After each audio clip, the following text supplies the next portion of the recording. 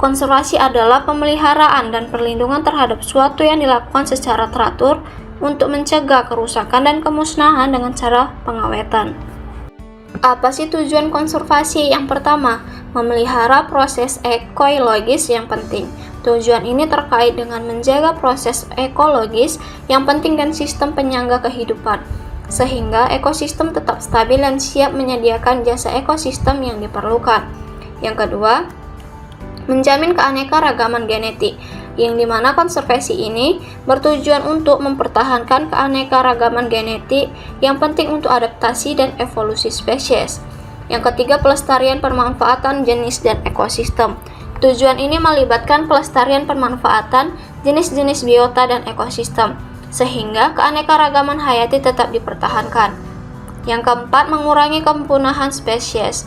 Salah satu tujuan konservasi yang paling penting adalah mencegah kepunahan spesies dengan pelestarian habitat alami dan pemeliharaan spesies yang terancam punah. Yang kelima, pengelolaan sumber daya alam yang berkelanjutan.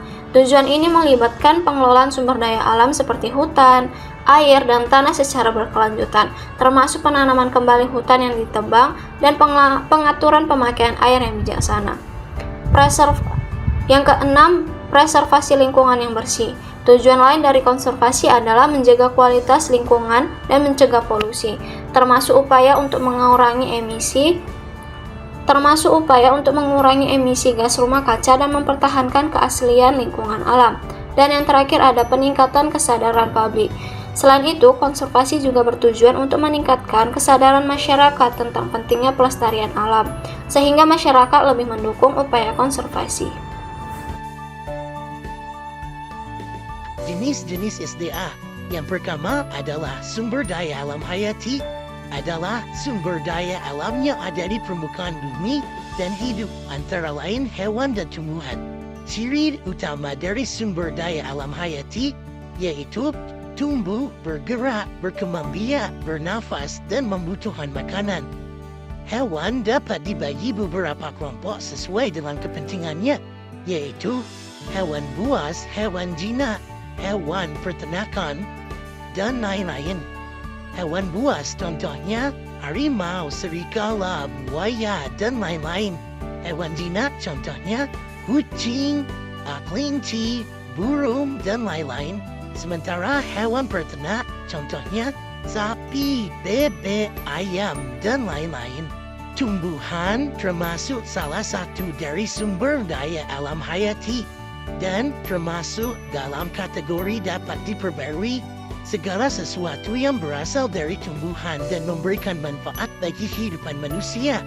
Tumbuhan merupakan komponen penting dalam ekosistem dan menyediakan berbagai sumber daya alam yang kita butuhkan, seperti makanan, bahan baku industri, obat-obatan, dan udara bersih. Yang kedua adalah sumber daya alam yang tidak dapat diperbarui, yaitu sumber daya alam yang jika dipakai terus-menerus akan habis dan tidak dapat diusahakan kembali keberadaannya oleh manusia. SDA tambang adalah segala jenis bahan mineral dan batuan yang terdapat di dalam bumi yang dapat dimanfaatkan oleh manusia untuk berbagai keperluan.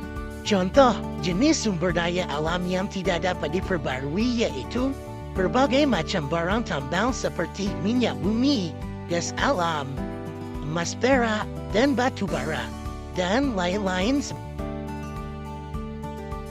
Konservasi dibagi menjadi dua, yaitu konservasi in situ dan ex situ.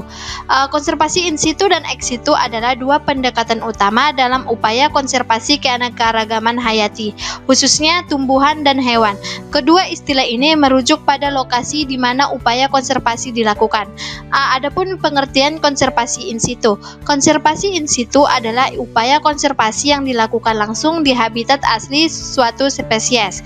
Contohnya, pembentukan kawasan lindungan seperti Taman Nasional, Sukamarga Satwa, atau cagar alam. Adapun pengertian dari konservasi ex situ adalah upaya konservasi yang dilakukan di luar habitat asli suatu spesies. Contohnya, penangkaran tumbuhan dan hewan di kebun binatang, kebun raya, atau bank benih, pengumpulan koleksi genetik, reintroduksi spesies ke habitatnya. Secara ideal, kedua pendekatan ini saling melengkapi.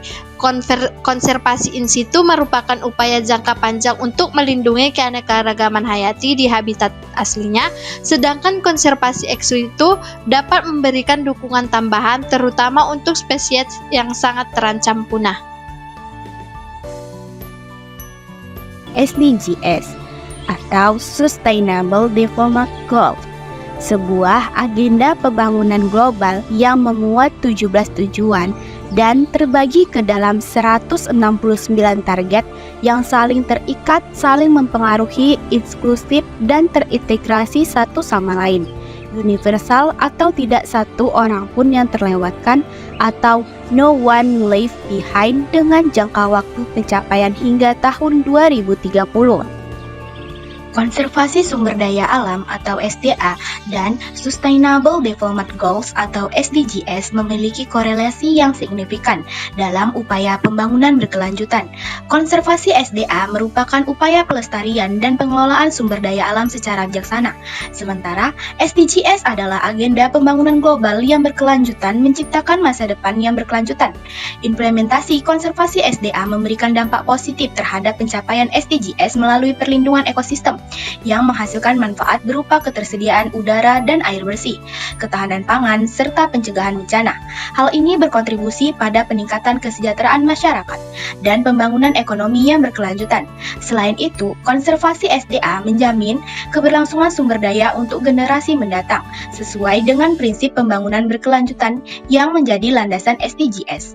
Melalui pengelolaan SDA yang tepat, terciptalah keseimbangan antara pemanfaatan sumber daya untuk pembangunan dan pelestariannya untuk masa depan kelak.